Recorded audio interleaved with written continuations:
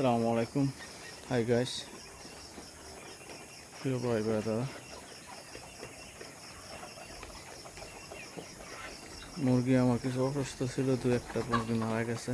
মারা যাওয়ার পরে আজকে হাল অবস্থা এমন আছে, বলছিল যেটা করা হয় যা রানী ক্ষেতের লক্ষণ। তো 8,000 টাকার ওষুধ খাইয়া মোটামুটি একটু আজকে হাল অবস্থা এমন। তারপরেও আমার কাছে সুবিধাজনক লাগে না।